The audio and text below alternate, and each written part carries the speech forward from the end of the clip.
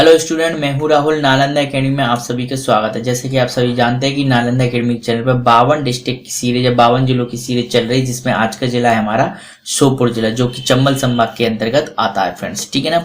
बाकी के जिले आपको नालंदा एकेडमी के चैनल की प्ले लिस्ट में जाकर मिल जाएंगे।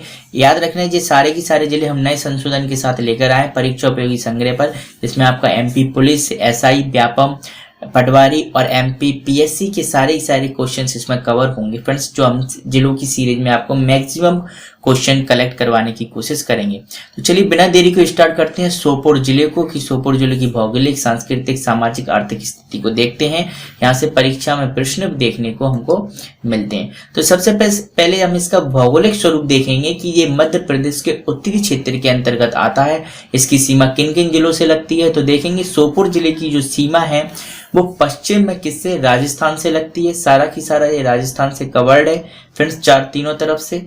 एक तरफ से इसमें हमको देखो मुरैना जिले की सीमा लगती है, साथ साथ में याद रखोगे, साथ साथ में शिवपुरी जिले की सीमा और ग्वालियर जिले की सीमा हमको देखने को मिलती है फ्रेंड्स। ठीक है, मुरैना जिला, ग्वालियर जिला और साथ साथ में शिवपुरी जिला, और पश्चिम में हमारा राजस्थान पूरा की पूरा यहाँ से कवर होता है। ठीक है, याद रखोगे। चंबल संभाग के अंतर्गत आता है फ्रेंड्स, यहाँ से परीक्षा प्रश्न बनता है।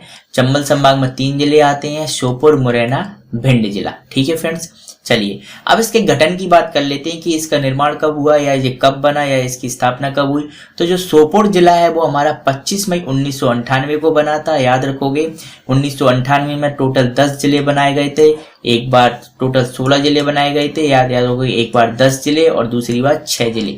इनमें से एक 25 मई, सबसे पहले जो 10 जिले बने थे 25 मई 1998 में मुरैना जिले से श्योपुर अलग हुआ था। ठीक है ना, क्या अलग हुआ था, श्योपुर जिला अलग हुआ था। तो यहाँ से प्रश्न परीक्षा में बनता है कि मुरैना जिले से श्योपुर कब अलग हुआ, या श्योपुर जिला कब बना, तो 1998 में जिला बना।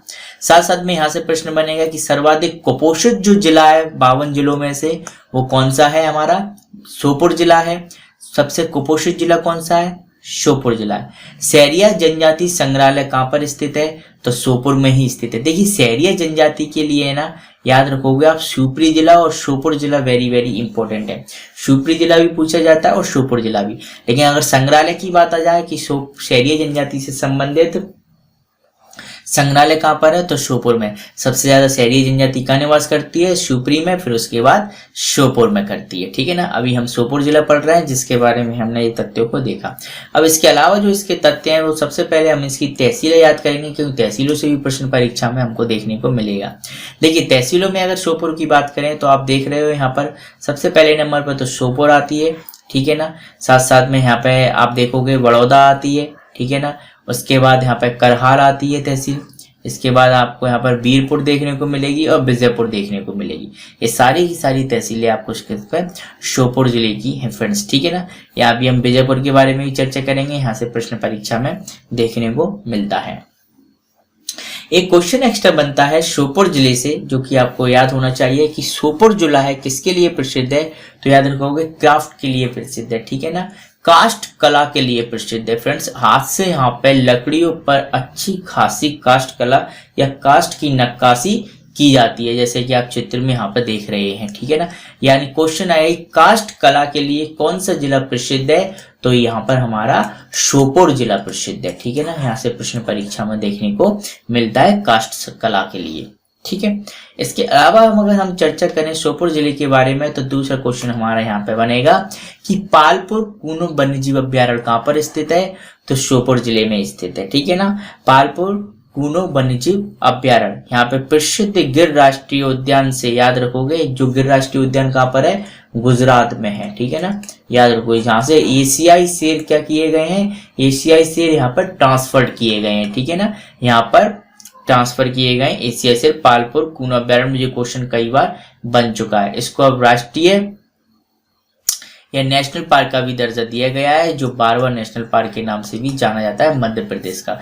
अभी आप इसको अभ्यारण्य के नाम से जानिए। देखिए ठीक है ना, अभ्यारण्य क्या होता है, अपग्रेड हो जाते हैं किसमें, राष्ट्रीय उद्यानों में, ठीक है ना, याद रखो समय समय पर उनकी स्थिति के अकॉर्डिंग। तो पालपुर कूनो वन्यजीव अभ्यारण्य कहाँ पर स्थित है, तो पालपुर कूनो वन्यजीव अभ्यारण्य श्योपुर जिले के अंतर्गत आता है। अब कूनो से यहीं पे आपको याद रखना है। देखिए यहाँ पे हम नदियों की बारे में बात कर लेते हैं। यहाँ पे नदियां कौन कौन सी बहती हैं, तो एक तो कूनो नदी हो गई हमें यहाँ पर, ठीक है ना, कि कूनो नदी श्योपुर जिले में बहती है। साथ साथ में यहाँ पर चंबल नदी भी हमको देखने को मिलती है, ठीक है ना, चंबल नदी हमको मुरैना और श्योपुर में देखने को मिलती है। तो चंबल नदी भी आप यहाँ पे याद रखोगे फ्रेंड्स, ठीक है ना, वेरी वेरी इंपॉर्टेंट है, यही परीक्षा में पूछे जाते हैं।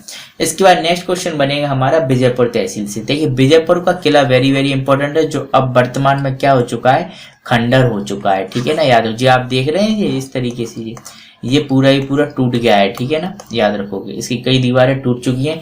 लेकिन अगर क्वेश्चन आपको आ जाए कि विजयपुर का किला कहाँ पर है, तो श्योपुर जिले में आता है, ठीक है ना। ये किला अति प्राचीन है। इतिहास की अगर मैं यहाँ पर चर्चा करूँ आपको तो हम ज्यादा नहीं जाएंगे, लेकिन इतना जरूर आता है कि जब अलाउद्दीन खिलजी रणथंभौर का, ठीक है ना, कब 1301 ईस्वी में अलाउद्दीन खिलजी जब रणथंभौर को विजय करके लौटा था, तो उसके साथ साथ ही इसने क्या कर लिया था, श्योपुर क्षेत्र पर भी अपना अधिकार कर लिया था, ठीक है ना। रणथंभौर को, राजस्थान के क्षेत्र को जीतने के बाद विजयपुर या श्योपुर पर भी अपना कब्जा इसने कर लिया था अलाउद्दीन खिलजी ने। तो यही क्वेश्चन यहाँ से बनते हैं। साथ साथ में इसके छोटे मोटे जो मंदिर और स्थान है वहां से भी आप क्वेश्चन देख सकते हैं। हालांकि इनसे ज्यादा क्वेश्चन बनते नहीं है। कि ध्रुवकुंड कहाँ पर स्थित है, तो याद रखोगे श्योपुर में एक ध्रुवकुंड नाम का स्थान है। साथ साथ में अगर क्वेश्चन आ जाए कि निमोदा का मठ कहाँ पर स्थित है, तो श्योपुर जिले के अंतर्गत आता है। पनवारा देवी मंदिर कहाँ पर है, तो पनवारा देवी मंदिर श्योपुर में स्थित है।